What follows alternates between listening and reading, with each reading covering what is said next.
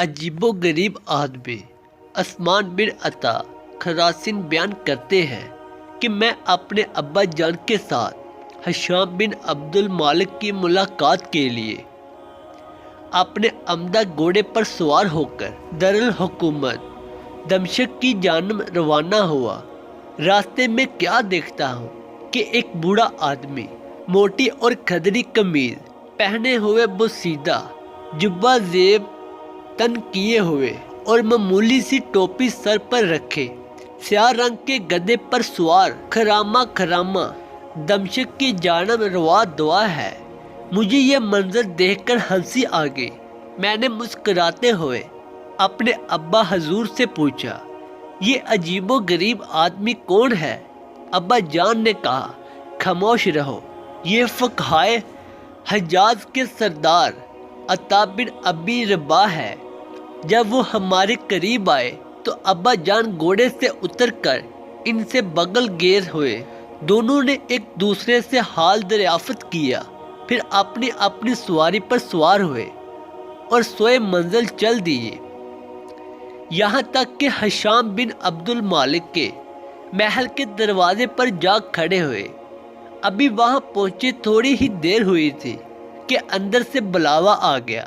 میرے ابا جان اور ان کے ساتھی بزرگ مفتی اعظم مکہ عطا بن ابی رباح اندر تشریف لائیں گے اور میں وہیں کھڑا رہا۔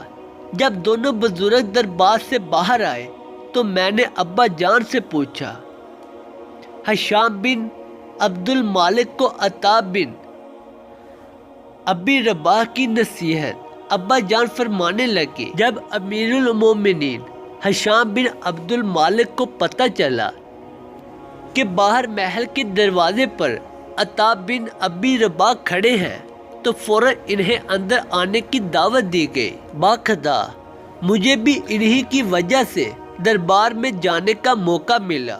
انہوں نے امیر المومنین کو نصیحت کی، امیر المومنین، ہر وقت اپنے بارے میں اللہ سے ڈرتے رہو۔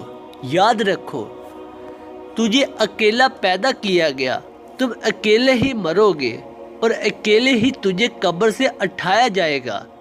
اللہ کی قسم، کوئی بھی ان درباریوں میں سے تمہارے ساتھ نہ ہوگا۔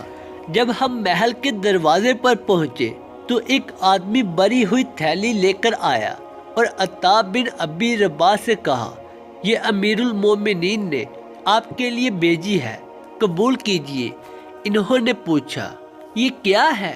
عرض کیا، اس کا تو مجھے بھی علم نہیں، بس امیر المومنین کے حکم کی تعمیل کرتے ہوئے آپ کی خدمت میں پیش کر رہا ہوں۔